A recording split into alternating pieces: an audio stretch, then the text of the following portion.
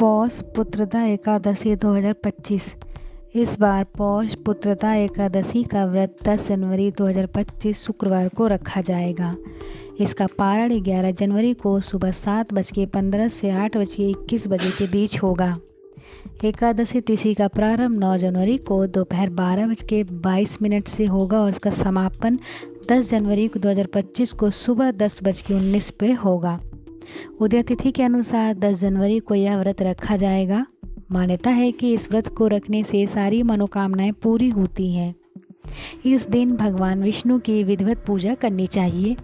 यह व्रत संतान प्राप्ति के अलावा संतान की समस्याओं का निवारण हेतु भी किया जाता है। पुत्रदा एकादशी का व्रत करने से वाजपेयी यज्ञ के समान पुण्य फल की प्राप्ति होती है। संतान प्राप्ति के लिए इस व्रत को करना उत्तम माना जाता है। संतान कामना के लिए इस दिन भगवान कृष्ण के बाल स्वरूप की भी पूजा की जाती है। यदि पूर्णमान योग से निसंतान दंपति इस व्रत को करे तो उन्हें संतान सुख अवश्य मिलता है। संतान की प्राप्ति तथा उसके दीर्घायु जीवन के लिए पुत्रदा एकादशी का खास महत्व होता है। पुत्रदा एकादशी व्रत करने वाले भक्तों को एकादशी के एक दिन पहले ही अर्थात 10वीं तिथि की रात्रि से ही व्रत के नियमों का पूर्ण रूप से पालन करना चाहिए। 10वीं के दिन शाम से सूर्यास्त के बाद भोजन ग्रहण नहीं करना चाहिए और रात्रि में भगवान विष्णु का ध्यान करते हुए सोना चाहिए। सुबह सूर्योदय से पहले उठकर नित्य क्रिया से निवृत्त होकर स्नान करके शुद्ध व स्वच्छ जल हुए वस्त्र धारण करके श्री हरि विष्णु का ध्यान करना चाहिए।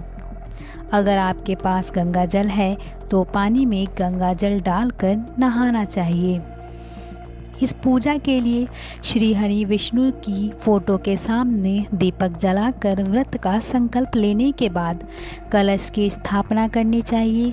फिर कलश को लाल वस्त्र से बांधकर उसकी पूजा करने। भगवान श्री हरि विष्णु की प्रतिमा रखकर उसे स्नान से शुद्ध करके नया वस्त्र पहनाएं। तत्पश्चात धूप दीप आदि से विधिवत भगवान श्री हरि विष्णु की पूजा अर्चना आरती करें तथा नैवेद्य और फलों का भोग लगाकर प्रसाद वितरण करें। भगवान श्री हरि को अपने सामर्थ्य के अनुसार फल फूल नारियल पान सुपारी लौंग बेर आंवला आदि अर्पित करें। पूरे दिन निराहार रहकर संध्या के समय में कथा आदि सुनने के बाद पश्चात फलाहार करें। इस दिन दीपदान करने का बहुत ही महत्व होने के कारण दीपदान अवश्य करें। एकादशी की रात में भगवान का भजन कीर्तन करते हुए समय बिताएं। दूसरे दिन यानी पारण तिथि पर ब्राह्मणों को भोजन तथा दान दक्षिणा देने के पश्चात ही स्वयं भोजन करें।